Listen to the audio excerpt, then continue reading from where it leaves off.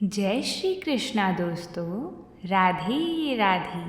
आप सभी का बहुत बहुत स्वागत है। आज हम गुरुवार की व्रत कथा सुनेंगे। ऐसा माना जाता है कि जो कोई भी भक्त इस दिन व्रत रखते हैं उनकी समस्त इच्छाएं पूर्ण होती हैं और बृहस्पति महाराज प्रसन्न होते हैं। धन, विदा, पुत्र तथा मनोवांछित फल की प्राप्ति होती है। परिवार में सुख तथा शांति रहती है। आइए अब हम बृहस्पतिवार की व्रत कथा को प्रारंभ करते हैं। प्राचीन समय की बात है। एक बड़ा प्रतापी तथा दानी राजा रहता था। वह प्रत्येक गुरुवार को व्रत रखता था एवं पुण्य करता था। यह उसकी रानी को अच्छा नहीं लगता था। ना वह व्रत करती और ना ही किसी को एक पैसा दान में देती। राजा को भी ऐसा करने से मना किया करती थी। एक समय की बात है कि राजा शिकार खेलने वन को चले गए। घर पर रानी और दासी थी। उस समय गुरु बृहस्पति देव साधु का रूप धारण कर राजा के दरवाजे पर भिक्षा मांगने आए। साधु ने रानी से भिक्षा मांगी तो वो कहने लगी, हे साधु महाराज, मैं इस दान और पुण्य से तंग आ गई हूँ। आप कोई ऐसा उपाय बताएं जिससे ये सारा धन नष्ट हो जाए और मैं आराम से रह सकूं। साधु रूपी बृहस्पति देव ने कहा, तुम बड़ी विचित्र हो। संतान और धन से भी कोई दुखी होता है। अगर तुम्हारे पास धन अधिक है तो इसे शुभ कार्यों में लगाओ जिससे तुम्हारे दोनों लोग सुधरें। परंतु साधु की इन बातों से रानी खुश नहीं हुई। उसने कहा, मुझे ऐसे धन की आवश्यकता नहीं है जिसे मैं दान दूं तथा जिसको संभालने में ही मेरा सारा समय नष्ट हो जाए। साधु ने कहा, यदि तुम्हारी ऐसी इच्छा है तो जैसा मैं तुम्हें बताता हूँ तुम वैसा ही करना। बृहस्पतिवार के दिन तुम घर को गोबर से लीपना, अपने केशों को पीली मिट्टी से धोना, केशों को धोते समय स्नान करना, राजा से हजामत बनाने को कहना, भोजन में मांस मदिरा खाना, कपड़ा धोबी के यहाँ धुलने डालना। इस प्रकार 7 बृहस्पतिवार करने से तुम्हारा समस्त धन नष्ट हो जाएगा। इतना कहकर साधु बने बृहस्पति देव अंतर्ध्यान हो गए। साधु के कहे अनुसार करते हुए रानी को केवल 3 बृहस्पतिवार ही बीते थे कि उसकी समस्त धन संपत्ति नष्ट हो गई। भोजन के लिए भी परिवार तरसने लगा। एक दिन राजा रानी से बोला, हे रानी, तुम यहीं रहो, मैं दूसरे देश को जाता हूँ क्योंकि यहाँ पर मुझे सभी जानते हैं, इसलिए मैं कोई छोटा कार्य नहीं कर सकता। ऐसा कहकर राजा परदेश चला गया। वहाँ वह जंगल से लकड़ी काट कर लाता और शहर में बेचता। इस तरह वह अपना जीवन व्यतीत करने लगा। उधर राजा के बिना रानी और दासी दुखी रहने लगी। एक समय जब रानी और दासियों को 7 दिन बिना भोजन के रहना पड़ा तो रानी ने अपनी दासी से कहा, हे दासी, पास ही के नगर में मेरी बहन रहती है। वह बड़ी धनवान है, तो उसके पास जा और कुछ ले आ ताकि थोड़ा बहुत गुजर बसर हो जाए। दासी रानी की बहन के पास गई। उस दिन बृहस्पतिवार था। रानी की बहन उस समय बृहस्पतिवार की कथा सुन रही थी। दासी ने रानी की बहन को अपनी रानी का संदेश दिया, लेकिन रानी की बहन ने कोई उत्तर नहीं दिया। जब दासी को रानी की बहन से कोई उत्तर नहीं मिला तो वह बहुत दुखी हुई। उसे क्रोध भी आया। दासी ने वापस आकर रानी को सारी बात बता दी। सुनकर रानी ने अपने भाग्य को कोसा। उधर रानी की बहन ने सोचा कि मेरी बहन की दासी आई थी, परंतु मैं उसे बोल नहीं पाई, इससे वह बहुत दुखी होगी। कथा सुनकर और पूजन समाप्त कर वह अपनी बहन के घर गई और कहने लगी, हे बहन, मैं बृहस्पतिवार का व्रत कर रही थी। तुम्हारी दासी गई, परंतु जब तक कथा होती है तब तक ना उठते हैं और ना बोलते हैं, इसलिए मैं नहीं बोली। कहो दासी, क्यों गई थी? रानी बोली, बहन, हमारे घर अनाज नहीं था। ऐसा कहते कहते रानी की आंखें भर आई। उसने दासियों समेत भूखा रहने की बात भी अपनी बहन को बता दी। रानी की बहन बोली, बहन देखो, बृहस्पति देव भगवान सबकी मनोकामना पूर्ण करते हैं। देखो शायद तुम्हारे घर में अनाज रखा ही होगा। यह सुनकर दासी घर के अंदर गई तो वहाँ उसे एक घड़ा अनाज का भरा मिल गया। उसे बड़ी हैरानी हुई क्योंकि उसने एक एक बर्तन देख लिया था। उसने बाहर आकर रानी को बताया। दासी रानी से कहने लगी, हे रानी, जब हमको भोजन नहीं मिला तो हम भी व्रत ही तो करते हैं, इसलिए क्यों ना इनसे व्रत और कथा की विधि पूछ ली जाए। हम भी व्रत किया करेंगे। दासी के कहने पर रानी ने अपनी बहन से बृहस्पतिवार व्रत के बारे में पूछा। उसकी बहन ने बताया, बृहस्पतिवार के व्रत में चने की दाल और मुनक्का से विष्णु भगवान का केले की जड़ में पूजन करें तथा दीपक जलाएं, पीला भोजन करें तथा कथा सुनी। इससे गुरु भगवान प्रसन्न होते हैं, मनोकामना पूर्ण करते हैं। व्रत और पूजन की विधि बताकर रानी की बहन अपने घर लौट आई। रानी और दासी दोनों ने निश्चय किया कि बृहस्पति देव भगवान का पूजन जरूर करेंगे। 7 रोज बाद जब बृहस्पतिवार आया तो उन्होंने व्रत रखा। घुड़साल में जाकर चना और गुड़ बीन लाई तथा उसकी दाल से केले की जड़ तथा विष्णु भगवान का पूजन किया। अब पीला भोजन कहाँ से आई? दोनों बड़ी दुखी हुईं, परंतु उन्होंने व्रत किया था, इसलिए बृहस्पति देव भगवान ने प्रसन्न होकर एक साधारण व्यक्ति के रूप में वह 2 थालियों में सुंदर पीला भोजन लेकर आए और दासी को देखकर बोली, हे दासी, यह भोजन तुम्हारे लिए और तुम्हारी रानी के लिए है, इसे तुम दोनों ग्रहण करना। दासी भोजन पाकर बहुत प्रसन्न हुई। उसने रानी को सारी बात बताई। उसके बाद से वह प्रत्येक बृहस्पतिवार को गुरु भगवान का व्रत और पूजन करने लगी। बृहस्पति भगवान की कृपा से उनके पास धन हो गया, परंतु रानी फिर पहले की तरह आलस्य करने लगी। तब दासी बोली, देखो रानी, तुम पहले भी इस प्रकार आलस्य करती थी। तुम्हें धन के रखने में कष्ट होता था, इस कारण सभी धन नष्ट हो गया। अब गुरु भगवान की कृपा से धन मिला है तो फिर तुम्हें आलस्य होता है। बड़ी मुसीबतों के बाद हमने यह धन पाया है, इसलिए हमें दान पुण्य करना चाहिए। अब तुम भूखे मनुष्य को भोजन कराओ, प्याऊ लगवाओ, ब्राह्मणों को दान दो, कुआं तालाब बावड़िया आदि का निर्माण करवाओ, मंदिर पाठशाला बनवाकर ज्ञान दान दो, कुंवारी कन्याओं का ब्याह करवाओ, अर्थात धन को शुभ कार्यों में खर्च करो, जिससे तुम्हारे कुल का यश बढ़े तथा स्वर्ग प्राप्त हो और पितृ प्रसन्न हो।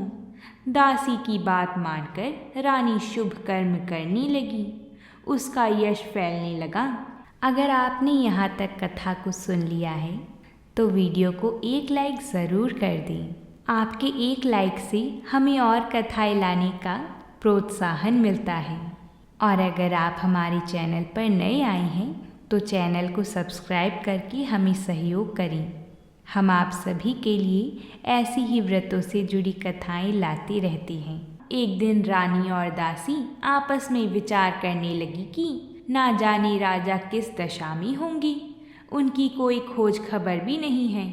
उन्होंने श्रद्धापूर्वक गुरु बृहस्पति भगवान से प्रार्थना की कि राजा जहाँ कहीं भी हो शीघ्र वापस आ जाएं। उधर राजा परदेश में बहुत दुखी रहता था। वह प्रतिदिन जंगल से लकड़ी बीन कर लाता और उसे शहर में बेचकर अपने दुखी जीवन को बड़ी कठिनता से व्यतीत करता था। एक दिन दुखी होकर अपनी पुरानी बातों को याद करके वह रोने लगा और उदास हो गया। उसी समय राजा के पास बृहस्पति देव साधु के वेश में आकर बोली, हे लकड़हारी, तुम इस सुनसान जंगल में किस चिंता में बैठी हो, मुझे बतलाओ। यह सुनकर राजा के नेत्रों में जल भर आया। साधु की वंदना कर राजा ने अपनी संपूर्ण कहानी सुना दी। महात्मा दयालु होते हैं, वह राजा से बोले, हे राजा, तुम्हारी पत्नी ने बृहस्पति देव के प्रति अपराध किया था, जिसके कारण तुम्हारी यह दशा हुई। अब तुम चिंता मत करो, भगवान तुम्हें पहले से अधिक धन देंगी। देखो, तुम्हारी पत्नी ने बृहस्पतिवार का व्रत प्रारंभ कर दिया है। अब तुम भी बृहस्पतिवार का व्रत करके चने की दाल व गुड़ जल के लोटे में डालकर केले का पूजन करो, फिर कथा कहो या सुनो। भगवान तुम्हारी सब मनोकामना पूर्ण करेंगे।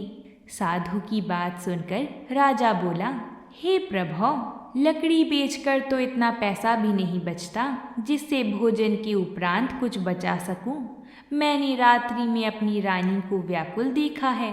मेरे पास कोई साधन नहीं जिससे उसका समाचार जान सकूं। फिर मैं कौन सी कहानी कहूं, यह भी मुझको मालूम नहीं है। साधु ने कहा, मन में बृहस्पति भगवान के पूजन व्रत का निश्चय करो, वह स्वयं तुम्हारे लिए कोई राह बना देंगी। बृहस्पतिवार के दिन तुम रोजाना की तरह ही लकड़ियाँ लेकर शहर में जाना। तुम्हें रोज से दुगना धन मिलेगा, जिससे तुम भली भांति भोजन कर लोगी तथा बृहस्पति देव की पूजा का सामान भी आ जाएगा। जो तुमने बृहस्पतिवार की कहानी के बारे में पूछा है वह इस प्रकार है, तुम इसे ध्यानपूर्वक सुनो। प्राचीन काल में एक बहुत ही निर्धन ब्राह्मण रहता था। उसके कोई संतान न थी। वह नित्य पूजा पाठ करता। उसकी स्त्री ना स्नान करती और ना किसी देवता का पूजन करती। इस कारण ब्राह्मण देवता बहुत दुखी रहते थे। भगवान की कृपा से ब्राह्मण के यहाँ एक कन्या उत्पन्न हुई। कन्या बड़ी होने लगी। प्रातः स्नान करके वह भगवान विष्णु का जप करती थी। ऐसी ही वह बृहस्पतिवार का व्रत भी करने लगी। पूजा पाठ समाप्त करके पाठशाला जाती तो अपनी मुट्ठी में जौ भर के ले जाती और पाठशाला के मार्ग में डालती जाती। लौटते समय वही जौ स्वर्ण के हो जाती तो उनको बीन कर घर ले आती थी। एक दिन वह बालिका सूप में उन सोने के जौ को फटक कर साफ कर रही थी कि तभी उसकी माँ ने देख लिया और कहा कि हे बेटी, सोने के जौ को फटकने के लिए सोने का ही सूप होना चाहिए। दूसरे दिन गुरुवार था। कन्या ने व्रत रखा और बृहस्पति देव से सोने का सूप देने की प्रार्थना की। बृहस्पति देव ने उसकी प्रार्थना स्वीकार कर ली। रोजाना की तरह वह कन्या जौ फैलाती हुई पाठशाला से लौटकर जब वह जौ बीन रही थी तो बृहस्पति देव की कृपा से उसे सोने का सूप भी मिला। उसे वह घर ले आई और उससे जौ साफ करने लगी, परंतु उसकी माँ का वही ढंग रहा। एक दिन की बात है, कन्या सोने के सूप में जब जौ साफ कर रही थी उस समय नगर का राजकुमार वहाँ से निकला। कन्या के रूप और कार्य को देखकर वह उस पर मोहित हो गया। राजमहल आकर वह भोजन तथा जल त्याग कर उदास होकर लेट गया। राजा को जब राजकुमार की इस हालत का पता चला कि उसने अन्न जल त्याग दिया है तो राजा अपने मंत्रियों के साथ अपने पुत्र के पास गया और इस बात का कारण पूछा। राजकुमार ने राजा को उस लड़की के घर का पता भी बता दिया। मंत्री उस लड़की के घर गया। मंत्री ने ब्राह्मण के समक्ष राजा की ओर से निवेदन किया। कुछ ही दिन बाद ब्राह्मण की कन्या का विवाह राजकुमार के साथ संपन्न हो गया। कन्या के घर से जाते ही ब्राह्मण के घर में पहले की भांति गरीबी का निवास हो गया। एक दिन दुखी होकर ब्राह्मण अपनी पुत्री से मिलने गए। बेटी ने पिता की अवस्था को देखा और अपनी माँ का हाल पूछा। ब्राह्मण ने सभी हाल कह सुनाया। कन्या ने बहुत सा धन देकर अपने पिता को विदा कर दिया। लेकिन कुछ दिन बाद ही फिर वही हाल हो गया। ब्राह्मण फिर अपनी कन्या के यहाँ गया और सभी हाल कहा तो पुत्री बोली, हे पिताजी, आप माता को यहाँ लिवा लाओ। मैं उन्हें वह विधि बता दूंगी जिससे गरीबी दूर हो जाएगी। ब्राह्मण देवता अपनी स्त्री को साथ लेकर अपनी पुत्री के पास राजमहल पहुँची तो पुत्री अपनी माँ को समझाने लगी, हे माँ, देखो, तुम प्रातः काल स्नान आदि करके विष्णु भगवान का पूजन करो तो सब दरिद्रता दूर हो जाएगी। परंतु उसकी मानी उसकी एक भी बात नहीं मानी। वह प्रातः काल उठकर अपनी पुत्री की बची झूठन को खा लेती थी। एक दिन उसकी पुत्री को बहुत गुस्सा आया। उसने अपनी माँ को एक कोठरी में बंद कर दिया। फिर प्रातः उसे स्नान आदि करा के पूजा पाठ करवाया तो उसकी माँ की बुद्धि ठीक हो गई। इसके बाद वह नियम से पूजा पाठ करने लगी और प्रत्येक बृहस्पतिवार को व्रत करने लगी। इस व्रत के प्रभाव से मृत्यु के बाद वह स्वर्ग को गई।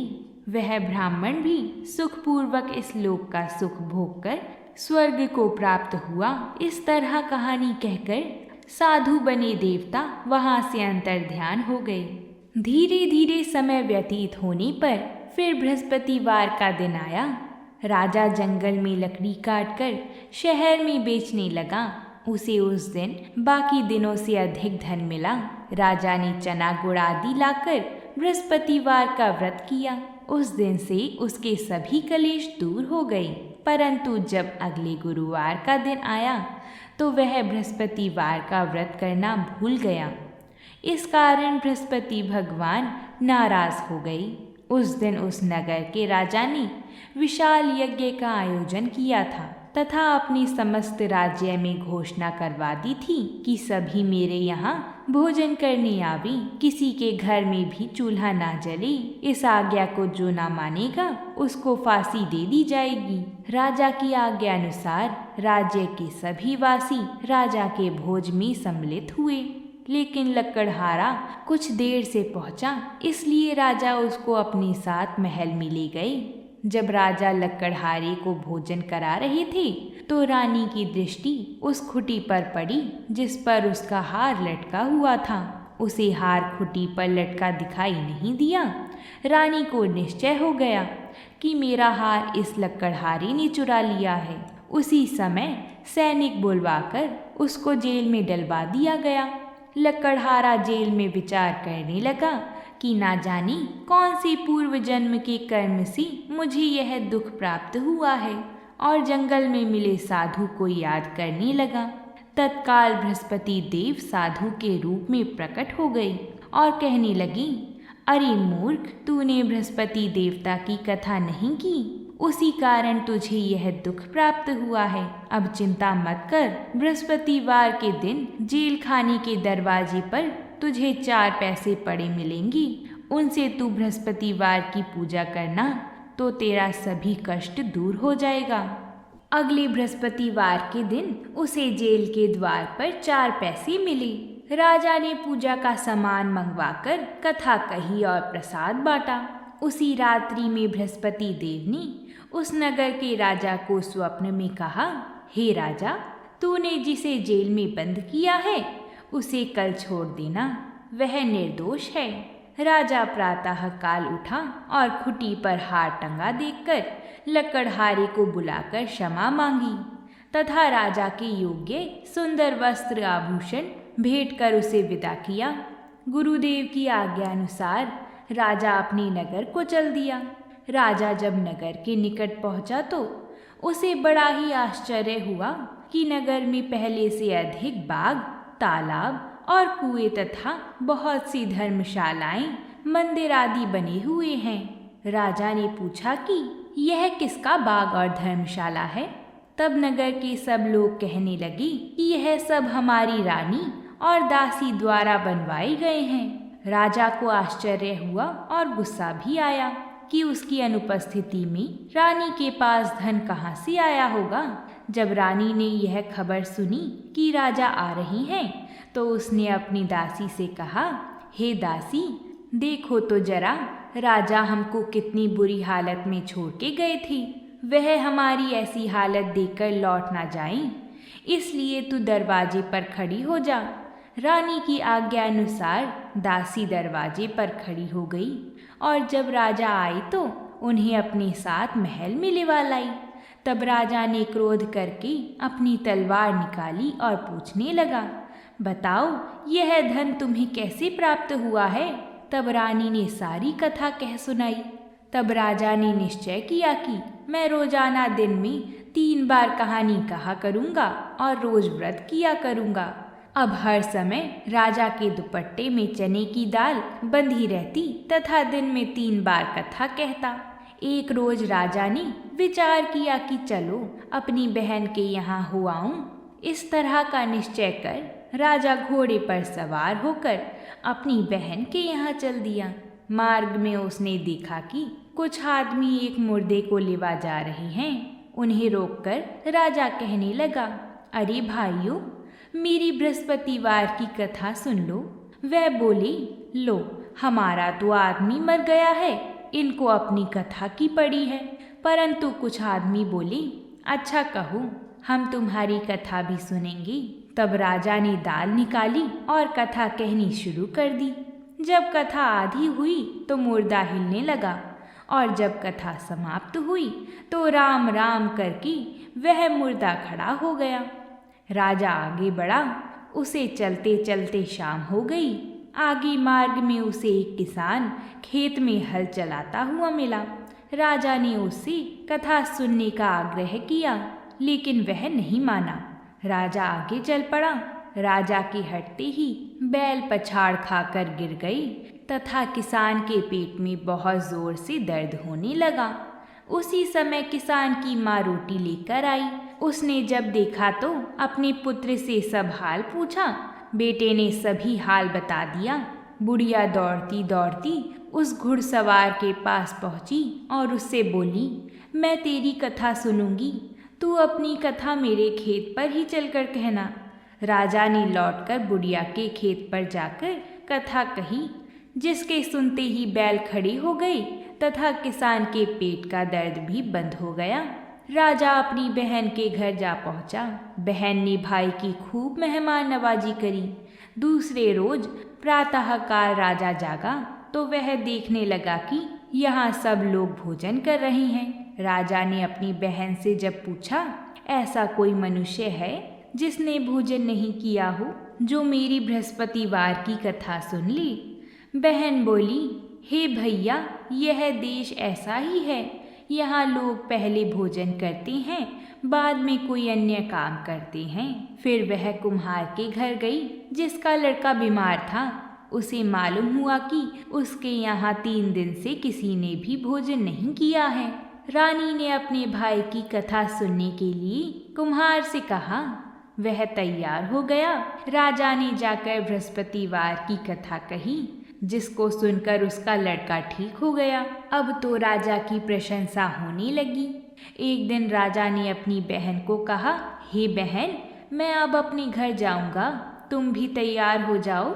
राजा की बहन ने अपनी सास से अपने भाई के साथ जाने की आज्ञा मांगी तो सास बोली, हाँ चली जा, मगर अपने लड़के को मत ले जाना, क्योंकि तेरे भाई के कोई संतान नहीं है।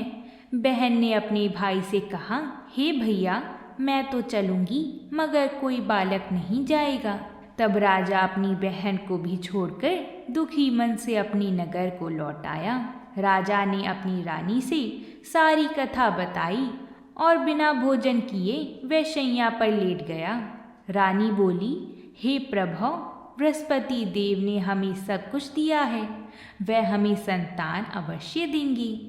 उसी रात बृहस्पति देव ने राजा को स्वप्न में कहा, हे राजा, उठ जा और सभी सोच त्याग दे, तेरी रानी गर्भवती है। राजा को यह जानकर बड़ी खुशी हुई। 9वें महीने में रानी के गर्भ से एक सुंदर पुत्र पैदा हुआ। तब राजा बोला, हे रानी, स्त्री बिना भोजन के रह सकती है, परंतु बिना कहे नहीं रह सकती। जब मेरी बहन आएगी तो तुम उससे कुछ मत कहना। रानी ने हाँ कर दी। जब राजा की बहन ने यह शुभ समाचार सुना तो वह बहुत खुश हुई तथा बधाई लेकर अपने भाई के यहाँ आई। रानी ने तब उसे आने का उल्हाना दिया। जब भाई अपने साथ ला रहे थे तब टाल गई, उनके साथ ना आई और आज अपने आप ही भागी भागी बिना बुलाए आ गई। तो राजा की बहन बोली, भाई, मैं इस प्रकार ना कहती तो तुम्हारे घर औलाद कैसे होती? बृहस्पति देव सभी कामनाएं पूर्ण करते हैं। जो सद्भावना पूर्वक बृहस्पतिवार का व्रत करता है एवं कथा पढ़ता है अथवा सुनता है और दूसरे को सुनाता है, बृहस्पति देव उसकी सभी मनोकामना पूर्ण करते हैं, उनकी सदैव रक्षा करते हैं।